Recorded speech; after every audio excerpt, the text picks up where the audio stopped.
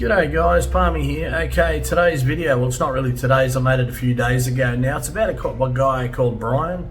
Now Brian has lost everything, but I've been speaking to Brian and he agreed to do this video, and he agreed to do it for one reason, or the main reason was to stop it happening to anybody else. Now Brian's lost just about everything. Well, he's lost everything that he had to come to Thailand with. Now, yeah, he's in a bad situation, guys. He's at a point where he's got a little book, and anyone that lends him any money or whatever to survive, he writes down in the hope that he can repay it one day. Now, today's video, I've got a link for and details of Brian's bank account. Now, if you go into the description of the video, you'll find Brian's banking details in there. So if you want to donate to him, guys, it'd be a great help, because you know, some days Brian lives on as little as a banana for 2 days. You know, he's just got absolutely no money. Now, throughout the process of this video, we've given him food and, you know, tried to look after him. But yeah, generally he lives on just about nothing. So bear that in mind, guys. I hope you enjoy the video, and yeah, stick with it to the end, guys. I think it's really, really worth watching. Thank you. Okay. G'day guys, Palmy here. I'm with Brian today. Now Brian's got a story that I think is really, really worth telling. Now Brian's been here. So how long have you been here for, Brian? When did you come here? 4.5 years, June 2019. Okay. All right, so Brian's been here since June 2019. And Brian was telling me earlier on that he worked in Australia, and his dream was to, you know, just to come to Thailand and retire over here, maybe start a small business and live the easy life like so many other people.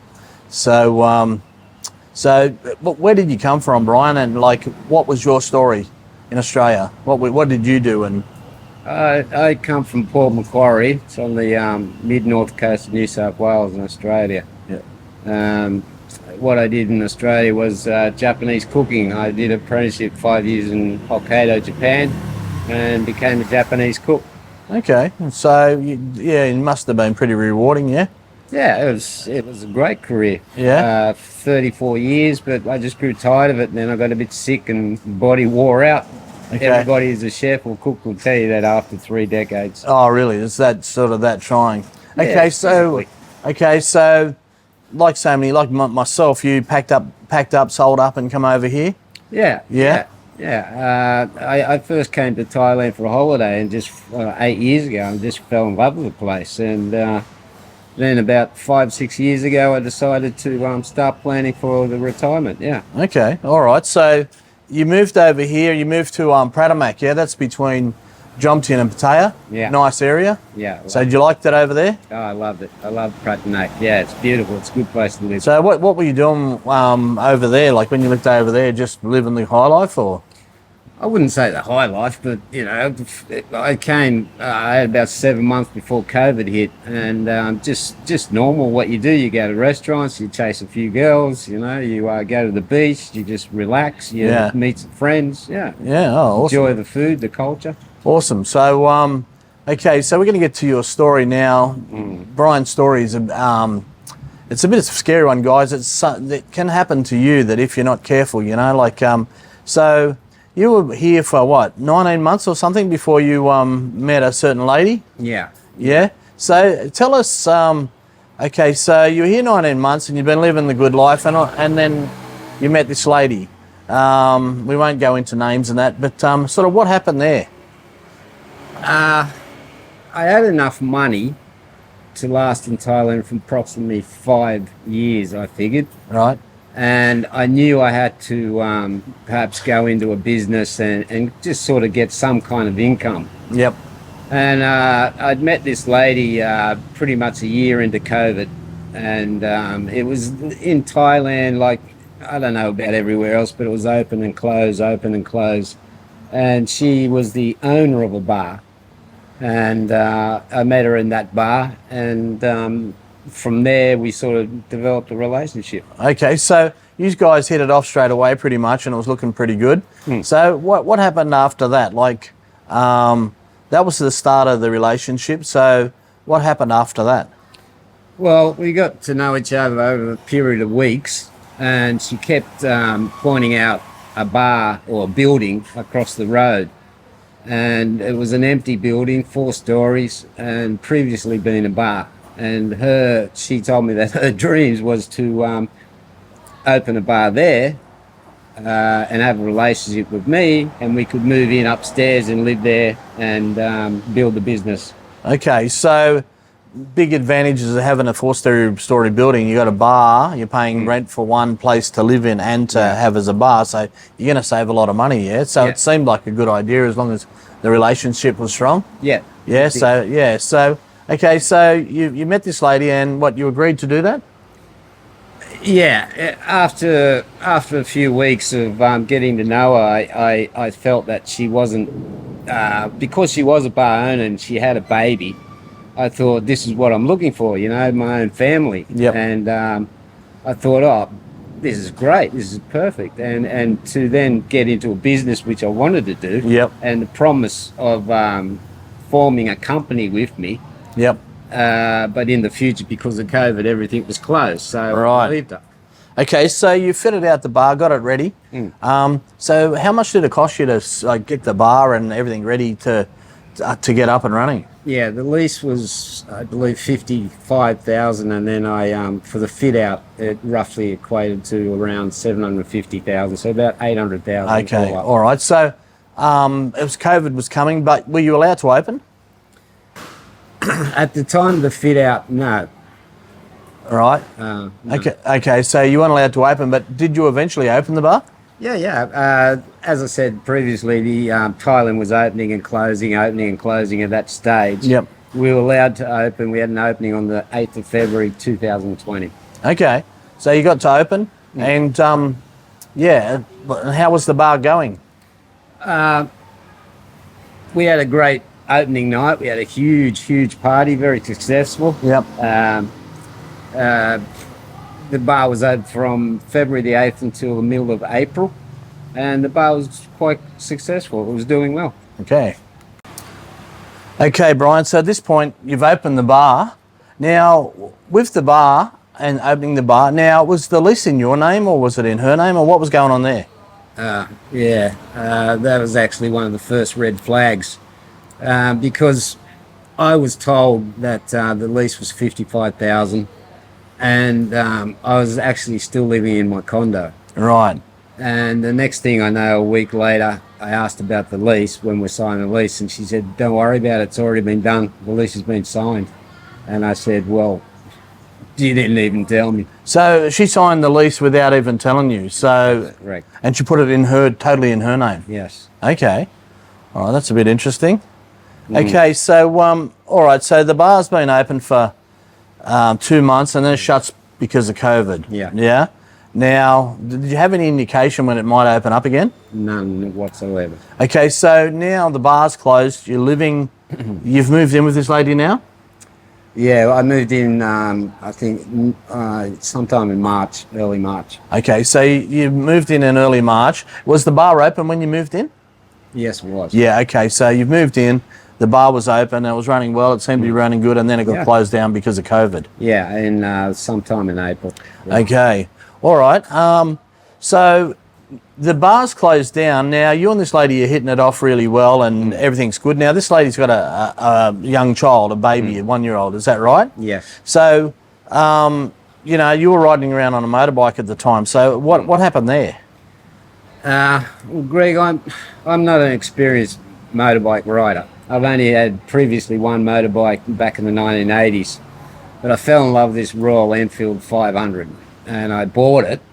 And then I met the lady who has a little baby, and I never felt quite comfortable with the baby between us, being an inexperienced rider, and I was constantly worried about the baby being hurt in any sort of accident.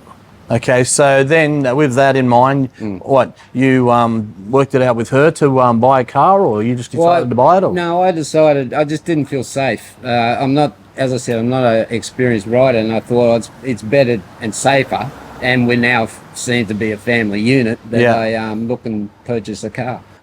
It's time to find a car. You found a car? Yes. Yeah, and you both went together, did you, to look at the car? Yes. All right, so it was an MG, I believe, yeah? Yeah, a little MG3. Okay. All right, so you went to check out the car. The car was about 310,000, I believe, or 320,000, something like that. That's Yeah, correct. Yeah. yeah. So what happened there? Now, did the car go in your name, or Yeah. Once again, I was told to withdraw cash, right? which I did. Yeah. And then we went and saw the car, and I just fell in love with it. This is perfect size, little MG3, 2018, with only 30,000 kilometres. Yeah, nice car. Yeah. And just for the three of us, it was great. And I said, look, I want this car. And she said, yeah, we'll buy it. Okay. And she got the lady down to 310,000 and pocketed the 10,000. Okay. Okay. As So. a little present Oh, really? Okay. for herself. Ah, okay. All right. Well, maybe I don't know. Anyway, so that, yeah. So now you're with a lady. She's got a little baby. Now you've got a car. You're feeling a lot better, a lot safer. Everything's going okay, Yeah. right? There's no sort of real red lights at the moment. You're living there. You're getting on quite well. Yeah, everything's okay, Yeah. right? And then there was another thing that sort of come up. The brother. Yes. Okay, so you're living there with the lady, and the brother comes and visits. Is that Yes. correct? The brother and the father. And, Brother and the father, and so what was that all about? they came out of nowhere. I wasn't told about it. She just said, this is my father, this is my brother and his wife and children. I said, great. And she said, well, let's go to Koh Lan and have a family day on the boat, Okay. which is what we did. Yeah, so you spent the day with the family. Yeah. Any surprises there? Not at all. Had No? a wonderful day over in Koh Lan. Okay, so you had a great day at Koh Lan, and then so the relationship's going along nice. You've met the family. Everything's going good. So what sort of happened next? Well, about a week after that day in Koh Lan, a truck was conversation brought up. The lady I was in a relationship with mentioned that her father and her brother drove trucks for a large company in Bangkok, Right. and she said to me we should get a truck because of COVID. The truck and construction industry is still working, and it'd be a great idea, and it'd be salary for you for the rest of your life. Okay, all right. So how much money did she say you'd make from owning a truck? I was told that a brother estimated that on the experience of him driving the truck for the company, it would be between 100,000 and 120,000 baht a month. Okay, so that's how much he'd earn. The truck would earn. Yeah, that's how much the truck would earn. Yes. Now, out of that, what would your cut have been out of that? After 3 weeks of discussion, talked me into getting this truck, and when I finally agreed to it, then it came up about how much brother could earn and I could earn, and we decided that I would get 60% and he would get 40%. Okay, so you fork out the money for the truck, Yes. right? And he drives it for work, and you being the owner of the truck, you get 60, he gets 40% split. Is that correct? That's correct. So, just on a monthly basis, from what they told you, you should have got sort of 60,000+ a month out of the truck. I was told on really good months and average months, it's anywhere between 50 and 70,000. So yeah, you could say 50,000. Yeah. All right. So that's not a bad thing, you know. Like if your bar was closed and you got no money coming in, Exactly. right, and you could get that sort of money coming in, it'd pay the bills, and you'd make enough to live over here with no problems. Yeah. Okay. So, all right. So you bought the truck. Now, how much did the truck cost? 700,000 baht, I was told. It was like a semi-trailer, yeah? But you still needed to get a trailer, I believe. Is that correct? I didn't actually think I needed to get a trailer. I thought when she's talking about a truck, I just thought a truck. Yeah, like a big solid truck, yeah? Yeah. And then when we went to inspect the truck, Yeah. it's a couple of hours outside of Bangkok, I looked at the back and realised it was one of these trucks where you fit a large trailer on the back. Okay, so it was a semi-trailer, so you needed to Yeah. tow a trailer. Yeah. All right, so you had to buy a trailer as well? Yes. Okay, so how much did a trailer cost? I was told 650,000 baht. Wow, so 650 plus 7, so you're up to 1.35 million for the truck. Yeah. Wow. Okay, so was there any more expenses for the truck to get the truck up on the road? Yeah, well, there's insurance, and then the truck needed some repairs, full servicing, and some tyres, and altogether I spent another 100,000. Okay, so we're up to 1.45 million just for the truck in baht. So what's that? That's about 70,000 Australian dollars, yeah? Yeah. Something like that, yeah. Just roughly, guys. Don't just sort of quote me on that, but I'm just thinking off the top of my head. Okay, so the truck's you've outlaid a lot of money for this truck. That's okay. Did the truck go to work? Yeah, we purchased the truck, I believe, the end of April, and the truck started within, well, I believe 2-3 weeks later, sometime in May. It started to get some work from a so-called company as contract work. Yeah. Yeah. Okay. So how long was the truck working for? What, per month or? Well, the truck started working. It was working ongoing, was it? Yeah. Yeah. Okay. So you were getting paid. Sorry, guys. Anyway, so all right. So we've got the truck. Brian's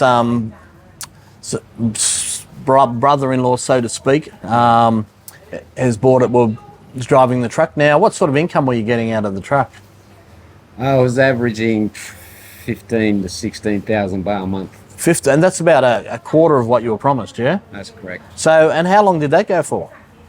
They went right up until the end of September. Okay, so that's about 6 months or something like that? Yeah, that's correct. So you were promised that you should be getting sort of 50,000-60,000, that you were getting 15 or 16,000. Okay, so for 6 months. So what happened after that? Well, prior to this, you asked me what happened after that, but I'll just reflect back to the bar. The signing of the lease. The signing of the lease was done without myself being present. Yeah. When we went to get the bar, all the paperwork, she did on her own while I was told to stay outside because of COVID. And I asked her about this, and she said, this is not where we actually form a company, and where we do in Pattaya, the council, whatever they call it there, is closed. And the same thing happened with the truck. When we purchased the truck, somewhere in Bangkok, we were taken to, or I was taken to, and all the signing of the papers were done there. And once again, I said, what about, my name, or what about this company? She just told me to wait until the offices open at the council in Pattaya. This is where we form a company. Okay. So I believed her, and from there on, the truck was getting some work. I wasn't too happy about it, but I was getting a small income. Yep. And I felt like, perhaps it's because of COVID, and perhaps she overestimated what the truck would earn, and restrictions perhaps coming in construction. Okay. Yeah. So, all right. So we've got you've done you got the bar going, you're living in the bar, everything's going good with the lady. Then you buy a car because you felt you wanted to be safe with the young one. Yes. Yeah, so everything's still going good. And then, okay, so now you're invested in a truck as well. Yeah. The truck's working, but the truck's not making as much money as you thought. Yep. Right? Okay, and so there was another amount of money that you were asked for. What was that about? Yeah, when a few weeks after the truck started to work, I was told by the lady I had a relationship with previously that we needed to come up with 300,000 baht for guarantee money. Yeah.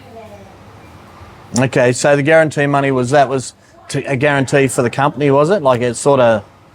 Yeah, another red flag. I was told this 300,000 baht because the brother now is a contractor, not a direct driver for the company, and this was my truck, that I needed to fork out 300,000 baht for security reasons, I suppose you could call it, in case anything went missing from the company, from him contracting the work out. Right, okay. All right, so we're at 1.45 plus 300, so we're at about 1.75 million for the truck and business, and it's only returning sort of 16,000 baht a month. Now, by this time, you're thinking, what the hell's going on, yeah? Yeah. Yep. That from that day on, from me agreeing to pay reluctantly because I was told otherwise the truck cannot work. The company will not hire him as a contractor because we have to have this guarantee money for 6 months, and this was in May. And then if nothing is disappeared or stolen for 6 months, I was guaranteed that the money would be returned to me in November. Okay, all right. So at this point, you know, you're not happy with what's going on. Now so you're asking the lady what's going on, and you're not really getting provided with the answers that you really require. No. Right? One day you just happened across the bank statement.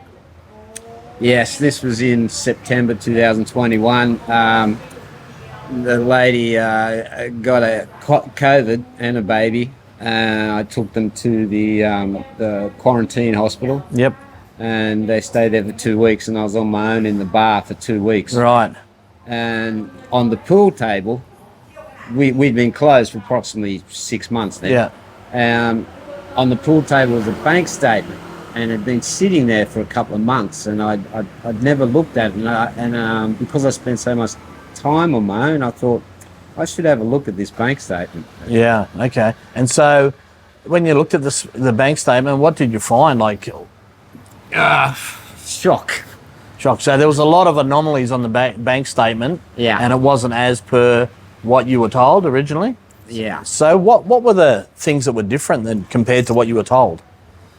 Well, the first thing I noticed, Greg, is the page 1 was ripped off the bank statement. Okay, so page 1 was missing altogether, was it? Yep. Okay. So, and on the remaining bank statement, what stuff was on there that sort of just didn't make sense to you? Right. Well, there's payments. I found a deposit for 100,000 baht.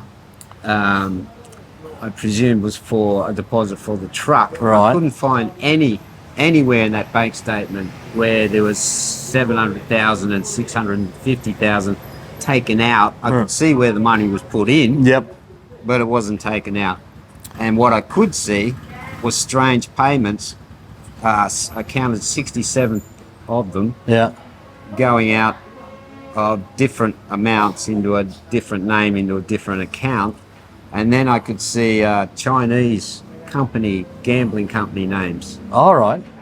And then that amount added up to 907,000. Oh, really? Yeah. Yeah. And when I added up the amounts that were going out of the account, her account, into a different name account, 67 payments added up to 667,000 baht. Okay, so what was that all about? That's profit she made from the gambling. Okay, so that's the win she got back. Yes. So she gambled 907,000, but she got 607,000 back. Yeah, and then that was over 2.5 months. That was from, I believe. So she'd gambled nearly like 900,000 in 2 months. Yes. Jeez, and got 607,000 back. Now, where were those payments going to? What account? Whose account was that? It was just a number and it was a name. Okay, but it wasn't your account or her account? No, and it wasn't her name. Okay, all right. Okay, so they've got some gambling going. And what else was on the statement that sort of didn't ring true? Well, what didn't ring true was the fact that the large payment the money that I'd given her, and you can plainly see the money gone into her account, it hadn't come out. Okay, but what it did add up to was over 3 months installments. And when I asked her about this, she said, "Don't worry about it, the truck's paid. I paid it off slowly because of tax reasons." Okay. And I said, "But you risked all that money gambling." And her answer was, "Yes, but I never lose." Okay. Oh, that's handy, isn't it? Oh, yeah. All right. So, okay, this is all going on. The money and stuff hasn't been going where it's just supposed to be going. She's been gambling. So what did you do about that? Well, everything started to come together then, Greg. I was thinking, I've asked her repeatedly to show me receipts for how much the truck makes, how many hours it does for the company, what the company's name is, what's the boss's name, and give me the phone number. She constantly refused to do that. Right. And other things in the bank statement that stood out was 190 or 294,000 baht payment into this company, and I looked it up on Google, and it was a bad loan company. Okay. And so do you think the 300,000 that she got off you was for that? No, I believe she paid that off through the profits she made from my money for the truck gambling. Okay. All right. So, okay. So all this money looked like it was being all misappropriated through all different places. So, okay. So she wouldn't give you any answers. So what did you do then? I'd had enough. I bet you had, yeah. Since the guarantee money fiasco, I was really asking a lot of questions. I was really worried. I was just like anxiety every day and start to stress a lot. I bet you were, we started fighting a lot because every time I'd ask her about oil, I was demanding by that stage to know all the information about my truck. I was demanding to get the paperwork sent to me from my brother. Yeah. She absolutely refused to do all of that, and I thought, this is beyond a joke. And then I started asking about the company. Yep. And her answer was, there is no company. And I went, what do you mean? I said, you talking about the truck or us forming a company? She said, no, there is no company, stupid. I just nearly fell over backwards. This was us arguing on the phone, actually, which means I don't know what the hell's going on, because previously she told me there's a big company that the truck works for and it's contracted out, and then she's telling me there is no company, stupid. Oh, really? So you've been deceived the whole long way along? Yeah, to this day I still don't know what the hell's going on. Okay, so the truck that you bought, you don't know what it's doing, where it's doing, and who it's working for? That's right, and I don't even know where it is. You don't even know where it is? No. So by this time, are you still living with her? I decided to leave that day, the day after I came across the bank statement, because I called her and we ended up in a massive fight because I took the bank statement down to her best friend and I said, please look at this and explain anything to me, and what's this name where the gambling money account was going into. What is this name? I don't want to mention that name. Don't mention any names. Because of obvious reasons.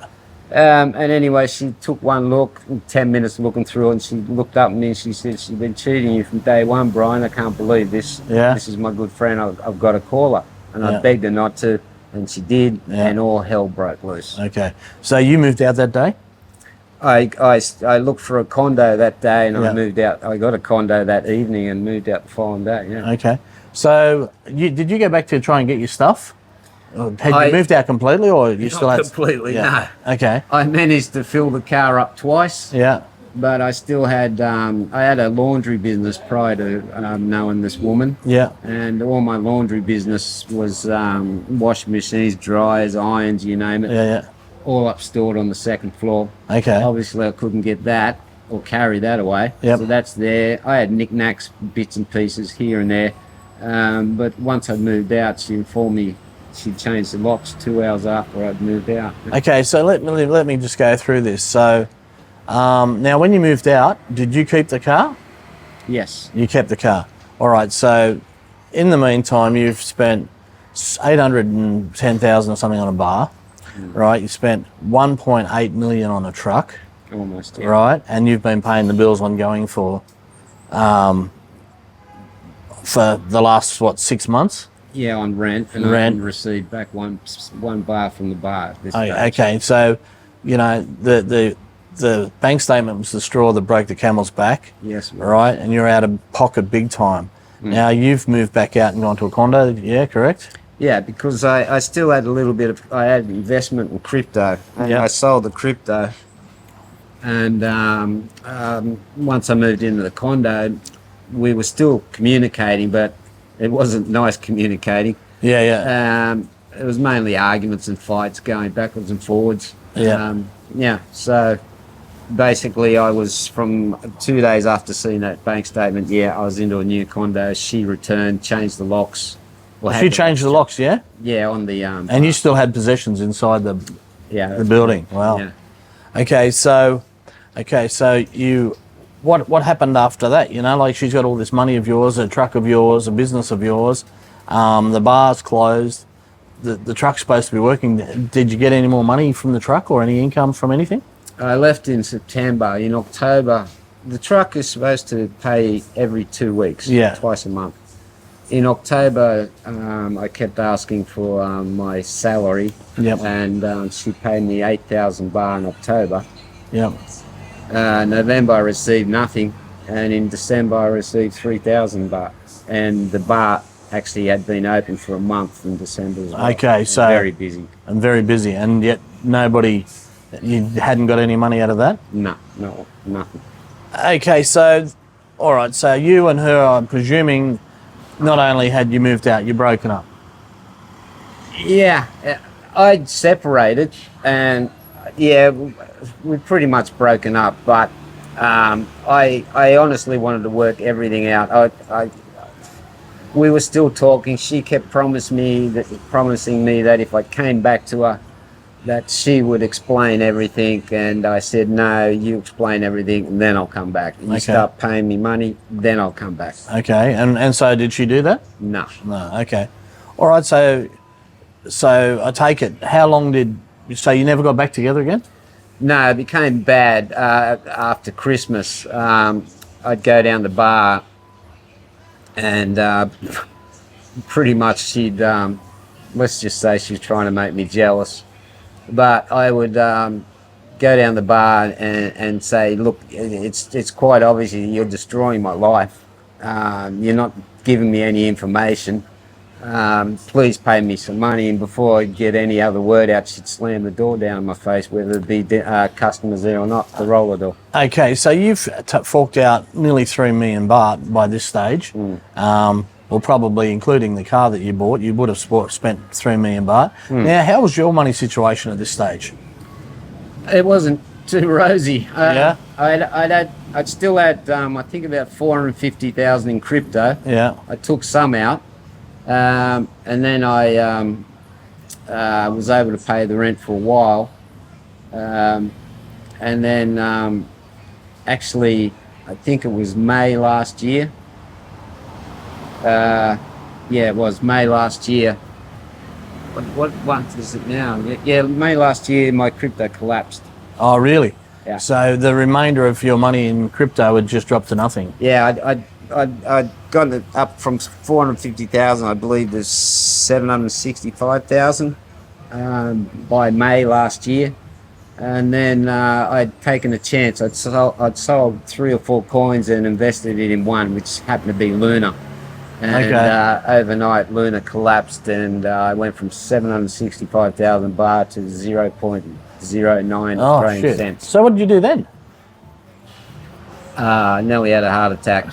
Bet you did. You shouldn't be laughing, sorry. Yeah, well, it happened to be payday for my truck. I was in total shock. I was stressed from all this. Yeah. That's happening, and to me it was obviously I'm in trouble. I knew it. I thought, oh my God, I've fallen into this trap that every foreigner just dreads. Yeah, yeah. That all happened to them. And what I'm saying is I went down to the bar. It was payday for the truck, and we had a bit of an argument, not too bad, and she gave me my salary. Oh, so she paid you? Yeah. And how much was that? It was 6,000 baht, and she said she'd take 2. Oh, really? So she gave you 4,000 baht? That's correct. And that's the first payment she'd paid me since Christmas before, and this is May. So in that, oh, really? So in 5 months, she paid you 4,000 baht, which is about $160. Yes. Wow. And I flipped out, stressed out, because I just learned my crypto disaster. Yeah. I went straight across and rang the bell in 2 bars, and then came back across to my bar, which she refused to give me any service. So I went and grabbed 1 beer myself. Yeah. And then this is the first time she threatened to call the police on me. Yep. And I drank the beer and threw 2,000 baht back at the bar, and I walked away. Wow. So, that was the serious end of our relationship. Okay, so that was the end of it all. Now, total. Okay, so you've thrown basically half the money she's given you back to her. Yeah. And walked out. So, okay, so how did you get by money-wise from there on? From there on, I had to start selling everything I had. Really? Yeah. So, like what?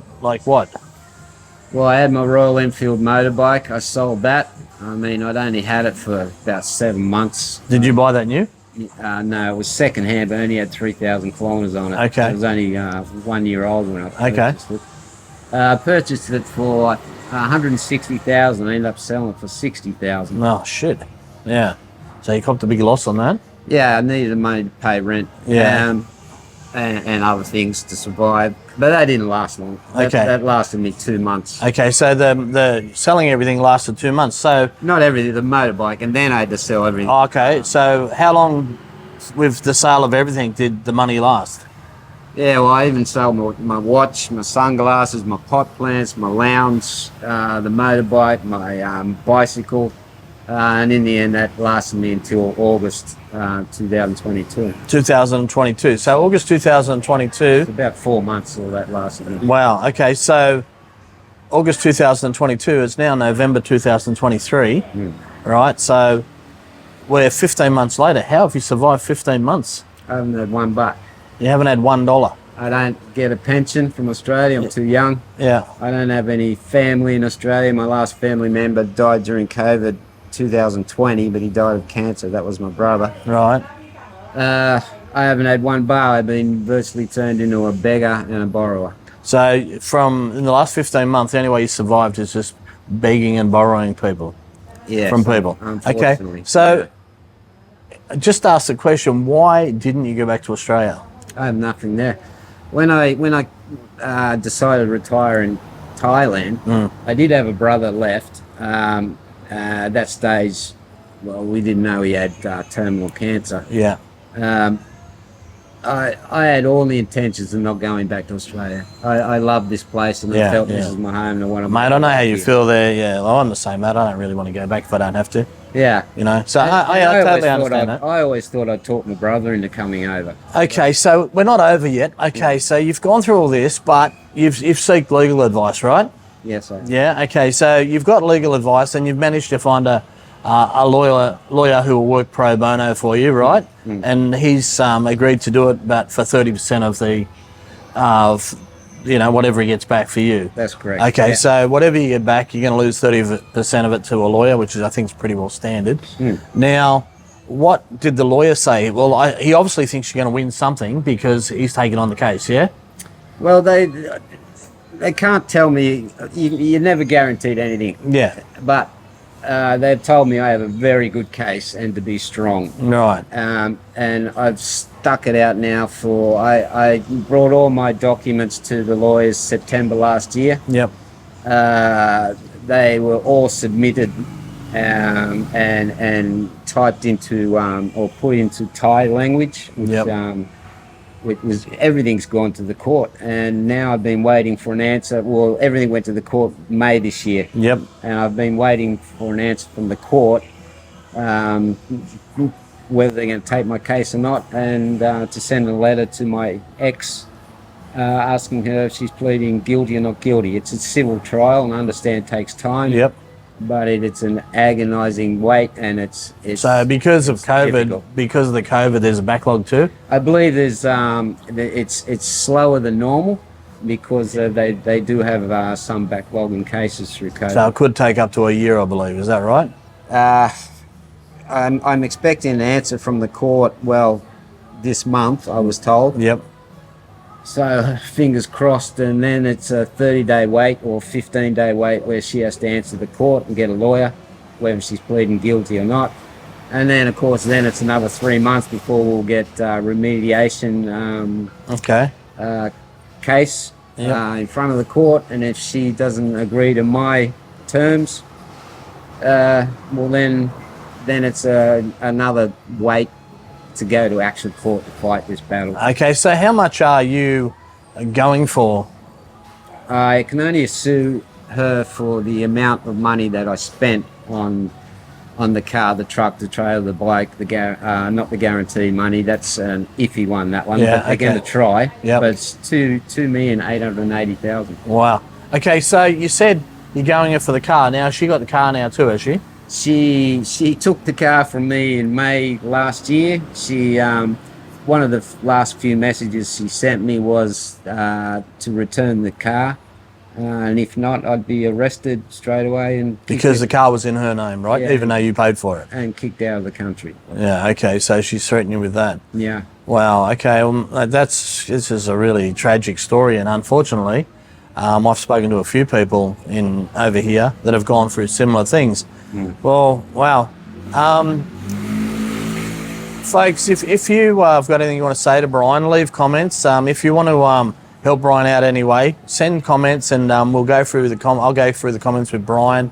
I'll put all details in the descriptions, and yeah, so guys, this video is about what can happen if you're not careful over here. Now, Thailand is a great place. It's got some unbelievable people. It's got the kindest, sort of nicest people you can ever think of. But it's also got people that will do this kind of thing. So just be aware, guys, and take this as a lesson to.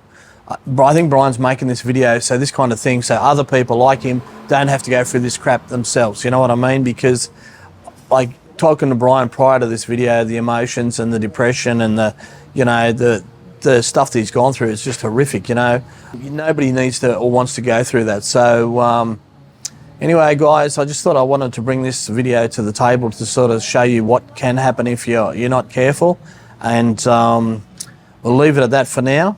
And thanks for watching. Thank you.